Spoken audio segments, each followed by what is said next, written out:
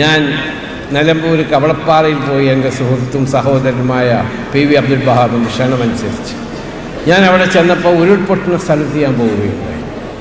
ആ ഉരുൾപൊട്ടൽ പോയപ്പോൾ അവിടുത്തെ കരഞ്ഞ് ബുദ്ധിമുട്ടി അവിടെ വീടില്ലാതെ നിലത്ത് കിടന്നിറങ്ങുന്ന ഒരുപാട് ആളുകളെ എനിക്ക് കാണുകയുണ്ടായി. അവരെന്നോട് ആവശ്യപ്പെട്ടു. ഞാൻ പറഞ്ഞു ഞാൻ അവർക്ക് 20 വീട് വെച്ച് കൊടുക്കാമെന്ന്. അവർക്കത് വളരെ സന്തോഷമാണ്. പിന്നെ അന്ന് രാത്രി ഞാൻ ഇങ്ങനെ വന്ന് കെടുക്കുമ്പോൾ എനിക്ക് അതെന്നെ ഇങ്ങനെ ഓർമ്മ വരികയാണ്.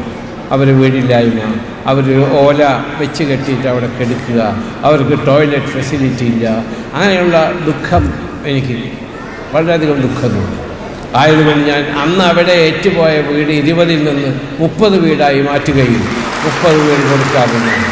ആ എന്നെ കൊണ്ടുപോയ എൻ്റെ സുഹൃത്ത് സഹോദരൻ, ഞാൻ ബ്രദർ എന്ന് വിളിക്കുക, പി വി അബ്ദുൽ വഹാബ്, അവർക്ക് ഞാൻ ആ 30 വീടിൻ്റെ കാശ് ഇപ്പോൾ കൊടുക്കുക. അല്ലെങ്കിൽ പറയും യൂസഫ് അലി പറഞ്ഞു പോയിട്ട് കാശ് കൊടുത്തില്ല. അത് കൊടുത്തു. ഈ വീട് 6 മാസത്തിനുള്ളിൽ 30 വീട് പണിത് തീർക്കാനുള്ള ഉത്തരവാദിത്തം കൂടി ഞാൻ എൻ്റെ സഹോദരനായ പി വി അബ്ദുൽ വഹാബിനെ ഏൽപ്പിക്കുകയാണ്. അദ്ദേഹം വീട് പണിത് കൊടുത്തിട്ട് നിങ്ങൾ അദ്ദേഹത്തോട് ചോദിച്ചാൽ മതി, എന്നോട് ചോദിക്കുമ്പോൾ.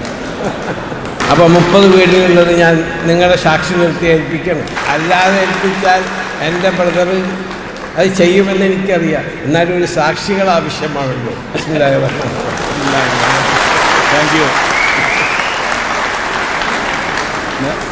ഞാനവിടെ ഒരു കോളേജ് 5 കോടി രൂപ കെട്ടിക്കൊടുക്കാൻ സമ്മതിച്ചു.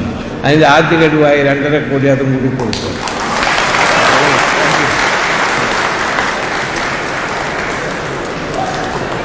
അസ്സലാമു അലൈക്കും വറഹ്മത്തുള്ളാഹി വബറകാതുഹു.